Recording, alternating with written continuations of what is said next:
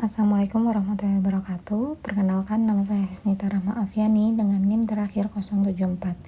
Nah, sebelumnya terima kasih kepada Bapak Abdul Aziz yang telah memberikan kesempatan kepada saya untuk memaparkan hasil seminar proposal saya yang berjudul Pengaruh Kepemilikan Sertifikasi Halal dan Daya Saing Produk terhadap Tingkat Pendapatan UMKM di Kecamatan Tuntang, Peran Kepercayaan Konsumen Menjadi Variabel Mediasi. Oke, langsung saja ke latar belakang. Jadi yang melatar belakangi penelitian ini yaitu kemajuan suatu negara itu dilihat dari tingkat pertumbuhan ekonomi. Pertumbuhan ekonomi ini menjadi hal penting yang dapat dilakukan untuk meningkatkan taraf hidup dan pendapatan masyarakat. Nah, UMKM ini memiliki andil yang sangat besar dalam menumbuhkan dan meningkatkan perekonomian. Di wilayah Kecamatan Tuntang, potensi UMKM menunjukkan perkembangan yang signifikan. Nah, berdasarkan data Badan Pusat Statistika Kabupaten Semarang tahun 2023 yang telah terupdate pada April 2024, terdapat 19.180 UMKM yang aktif dan tersebar di seluruh Kabupaten Semarang. Dan khususnya Kecamatan Tuntang ini berjumlah 1.296 UMKM. Nah, tantangan global seperti ketidakpastian ekonomi dan ancaman resesi telah memberikan dampak yang cukup signifikan terhadap keberlangsungan sektor UMKM. Nah, salah satu strategi pemasaran yang mampu meningkatkan pendapatan dan kepercayaan konsumen itu salah satunya memiliki sertifikasi halal. Nah, namun di Kecamatan Tuntang ini UMKM-nya masih sedikit sekali yang memahami dan memiliki sertifikat halal. Nah, tahun lalu di Kecamatan Tuntang ini telah ada 200 sertifikasi halal yang telah diberikan.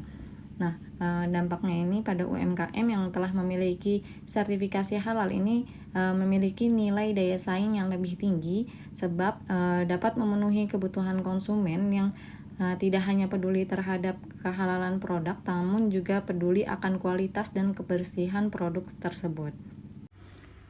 Baik, selanjutnya yaitu ada rumusan masalah yang dimana penelitian ini itu dilakukan untuk meneliti bagaimana kepemilikan sertifikat halal mempengaruhi pendapatan. Yang pertama, yang kedua yaitu ada apakah daya saing mempengaruhi pendapatan. Yang ketiga yaitu apakah kepemilikan sertifikat halal dan daya saing ini mampu mempengaruhi pendapatan. Yang terakhir yaitu bagaimana kepercayaan konsumen dapat memoderasi ketiga variabel tersebut.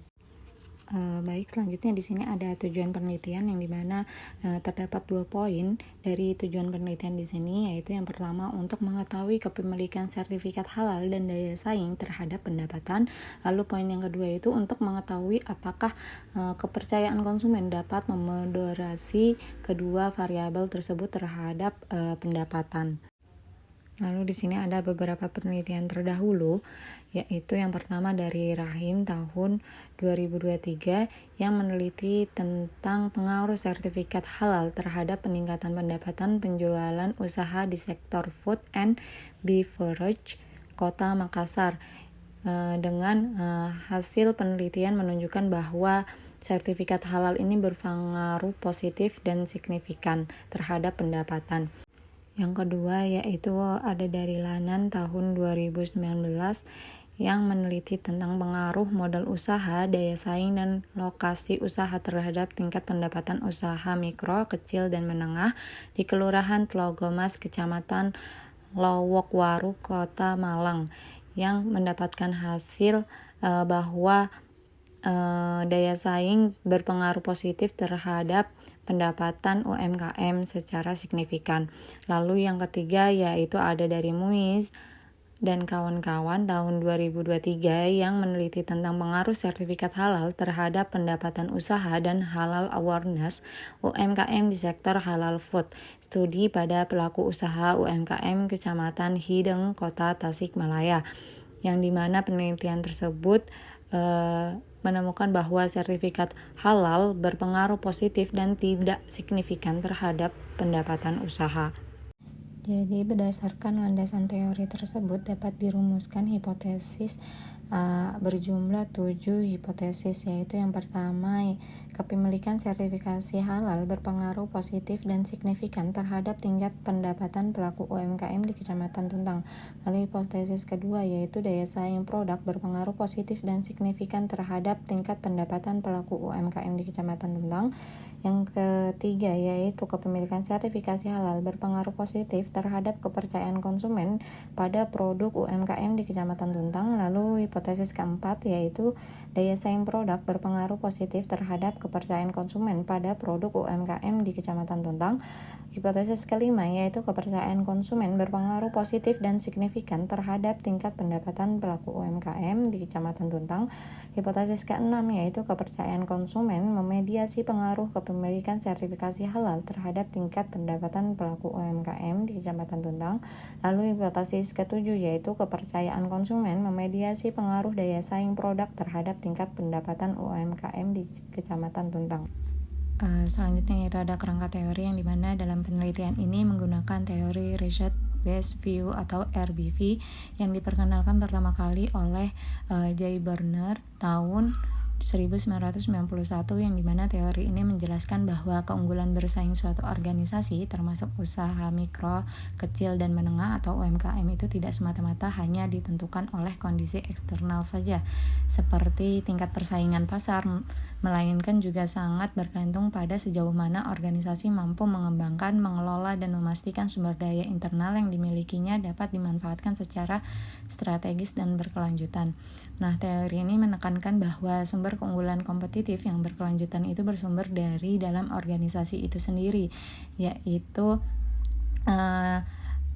dilihat dari tidak dapat mudah ditiru oleh pesaing. Nah, dalam konteks UMKM, sumber daya ini dapat berupa aset fisik seperti peralatan produksi, bahan baku, keterampilan, serta tingkat kepercayaan konsumen.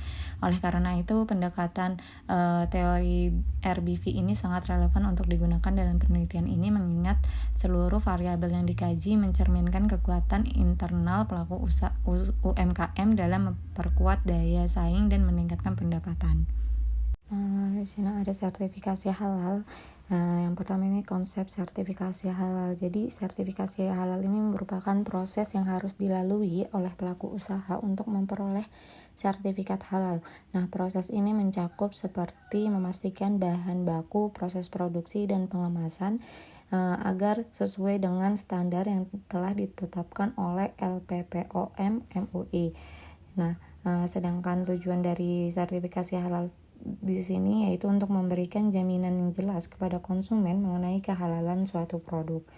Lalu ada indikator sertifikasi halal, yaitu dengan adanya logo halal pada kemasan produk, pentingnya status halal dalam makanan, serta pertimbangan keberadaan logo halal dalam keputusan pembelian.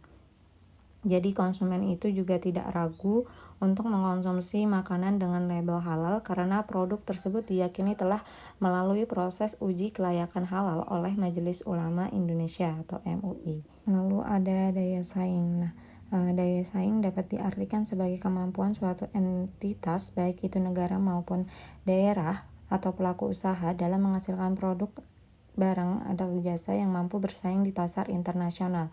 Nah, kemampuan ini tidak hanya mencakup kualitas standar produk yang memenuhi uji global, tetapi juga mencerminkan kapasitas untuk menjaga tingkat pendapatan masyarakat yang tinggi dan berkelanjutan.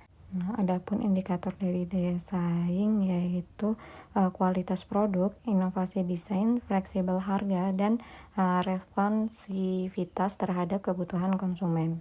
Selanjutnya ada tingkat pendapatan. Jadi dalam kamus ekonomi, pendapatan atau income diartikan sebagai seluruh jumlah uang yang diperoleh oleh seseorang dalam suatu periode tertentu, baik yang berasal dari aktivitas bekerja maupun sumber-sumber lainnya.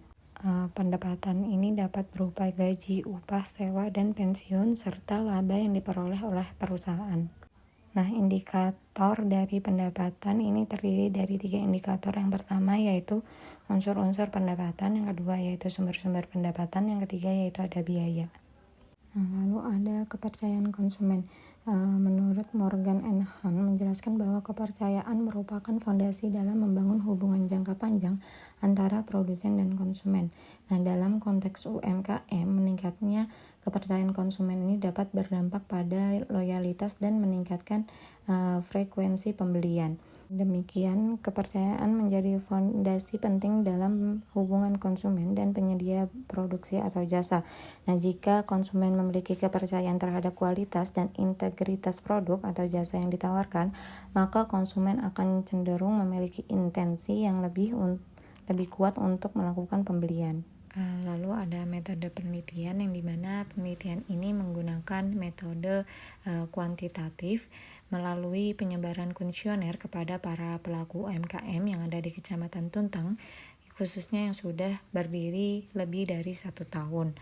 Nah, lalu ada tempat dan waktu penelitian. Tempatnya itu di UMKM yang ada di Kecamatan Tuntang, serta waktu penelitian itu pada tanggal 10 Mei 2025. Lalu ada populasi dan sampel. Nah, yang menjadi populasi dalam penelitian ini yaitu ada 1.296 UMKM yang ada di Kecamatan Tuntang.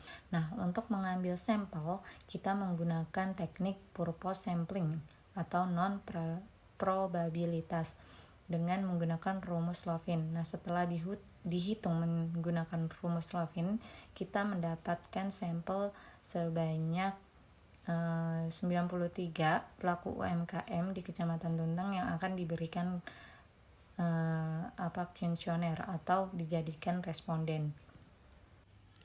Lalu ada teknik analisis data yang dimana yang pertama itu ada uji instrumen yang di dalamnya terdapat uji validitas dan uji reliabilitas.